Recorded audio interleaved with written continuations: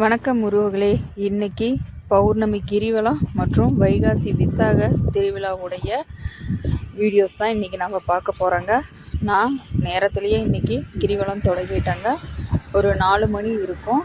சரியான சூடுங்க. பாதையெல்லாம் ஒரு 2 கிலோமீட்டருக்கு அக்னி குண்டை இறங்குற மாதிரியே இருந்ததுங்க. இது எங்கள் திருச்செங்கோடு மலைங்க. இதை பார்த்தா இந்த சைடில் இருந்து பார்க்க பாம்பை பார்க்குற மாதிரியே இருக்குங்க. தலையை தூக்கி பாம்பு நீட்ட வாக்கில் படுத்திருக்கிற மாதிரி இருக்கும். அடுத்தது சின்ன ஓங்காளி அம்மன்னு சொல்லக்கூடிய அம்மன் கோயிலுக்கு தாங்க நுழைஞ்சேன். இன்றைக்கி பிரசாதமாக திருநீர் கூட மஞ்சள் குங்குமம் கயிறும் அம்மன் தலையில் சூடியிருந்த பூவும் கொடுத்தாங்க.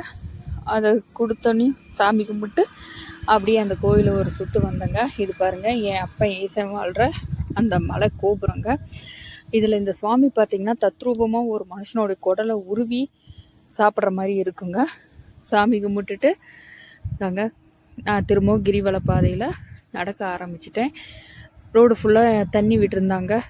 தேர் இன்னைக்குங்கிறனால தேர் இழுக்கிறவங்களுடைய பாதை சுடக்கூடாதுங்கிறனால தேர் போகிற பாதையில் நல்லா தண்ணி ஃபுல்லாக விட்டுருந்தாங்க. அதில் நடக்கும்போது அப்படி ஒன்றும் வெயில் தெரியலங்க. இது தாங்க எங்களுடைய தேர்.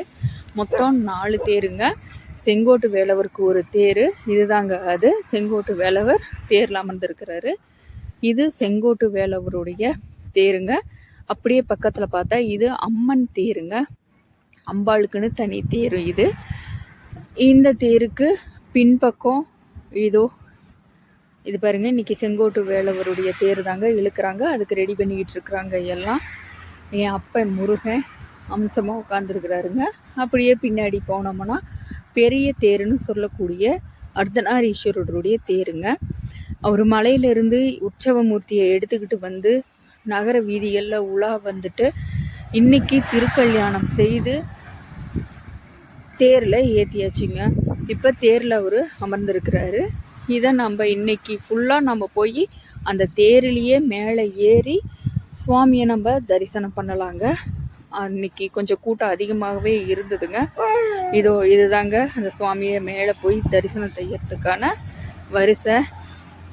ரொம்ப நீண்ட வரிசை இருந்ததுங்க. இதுதாங்க என் அப்பனை சுமந்து செல்லக்கூடிய தேர். 70 அடி உயரங்க இந்த தேர். தமிழ்நாட்டிலேயே 4வது பெரிய தேருன்னா இது திருச்செங்கோட்டு தேர் தாங்க. இது தாங்க கடந்த 400 வருஷமாக என் அப்பன் ஈசனை சுமந்து சென்ற பழைய தேருங்க. இது பழுதடைந்ததுனால இந்த வருஷம் தாங்க இந்த புதிய தேரை அறிமுகப்படுத்தியிருக்காங்க. மொத்தம் 4 தேர் இருக்குதுங்க. சாமி கும்பிட்டு நான் திரும்பவும் கிரிவல பாதையில் நடக்க ஆரம்பிச்சிட்டேங்க.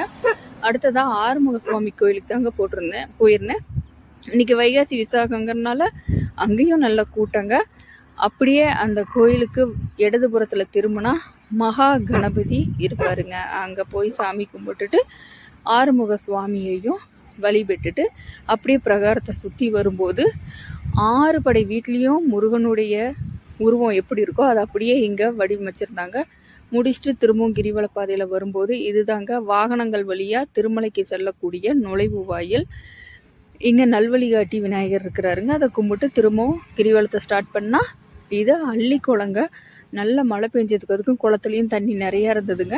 அள்ளி மலர்களும் வெள்ளை அள்ளி மலர்கள் நல்லா பூத்து இருந்ததுங்க. இது திருச்செங்கோட்டு மலையை வேறு ஒரு சைடு இருந்து பார்க்கும்போது இந்த மாதிரி இருக்குங்க. இது வீர ஆஞ்சநேயர் கோயிலுங்க. என் அப்பன் வாழ்கிற சிவன் மலையை எங்கேருந்து பார்த்தாலும் அழகுதாங்க. கிரிவலத்தை முடிக்கும் போது நல்ல பொழுதே சாய ஆரம்பிச்சிருச்சுங்க. சிறப்பான தரிசனம் பண்ணிட்டு என் அம்மா அப்பனுடைய அருளை வாங்கிக்கிட்டு நான் வீட்டுக்கு வந்துட்டேங்க. நீங்களும் நலமுடன் இரு.